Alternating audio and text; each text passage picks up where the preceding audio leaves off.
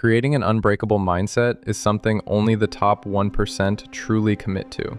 It's not talent, it's not luck, it's discipline, clarity, and planning. In this video, we're going to break down the 5 core pillars of mental strength, step by step, so you can start building a mindset that doesn't fold under pressure, one that stays locked in no matter what life throws at you. Pillar 1, clarity.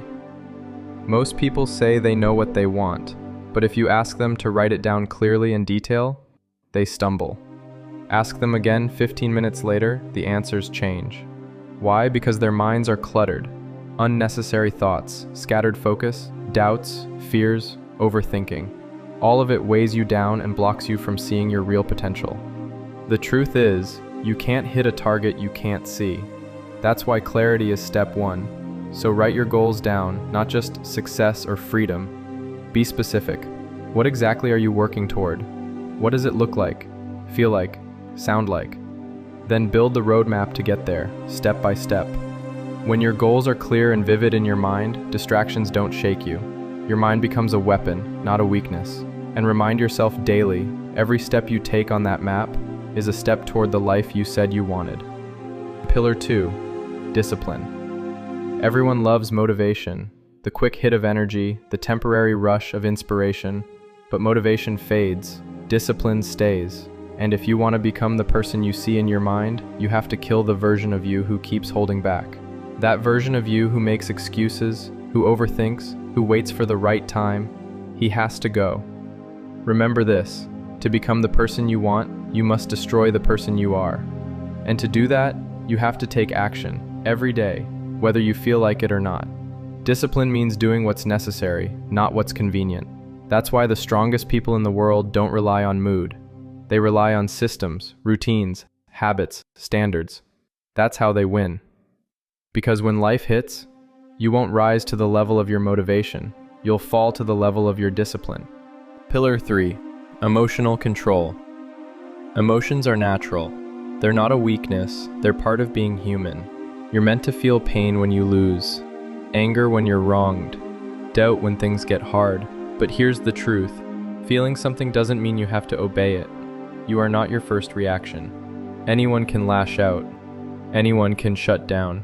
But strength is found in stillness. The ability to pause, even for just a second, and ask yourself, is this emotion useful right now? Or is it leading me somewhere I'll regret? That pause, that moment of clarity, that's where power lives. Journal your thoughts. Breathe before you respond. Go for a walk instead of punching the wall.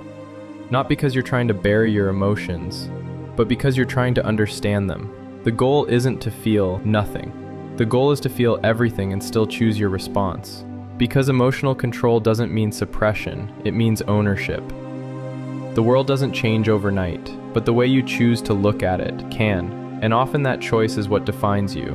Remember, your emotions are messengers, not masters.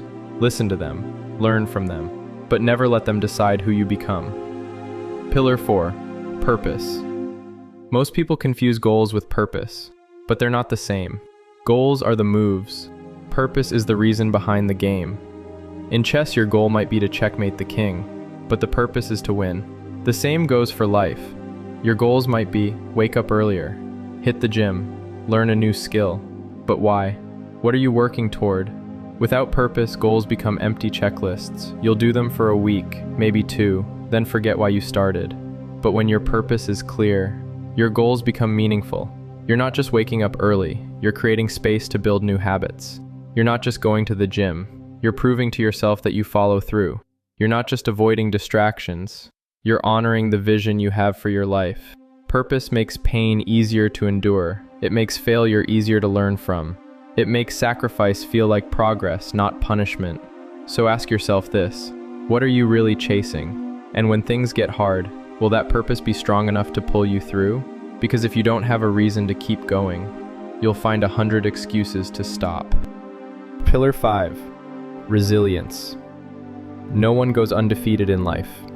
You will lose. You will fail. You will be betrayed, misunderstood, doubted, maybe even broken. But resilience isn't about avoiding pain. It's about refusing to stay down. Strong people get hurt too. They just know how to rebuild. They don't take failure personally. They take it as information. They don't ask, why me? They ask, what now? And they never confuse a setback with a dead end. But to become that kind of person, you need one thing: mindfulness. Because mindfulness is what allows you to zoom out, to see the bigger picture when your emotions want to shrink your world. When your thoughts spiral, mindfulness anchors you. It reminds you, this moment is hard, but it's just a moment. You breathe, you observe, you reflect before reacting. And through that awareness, you give yourself space to respond with strength.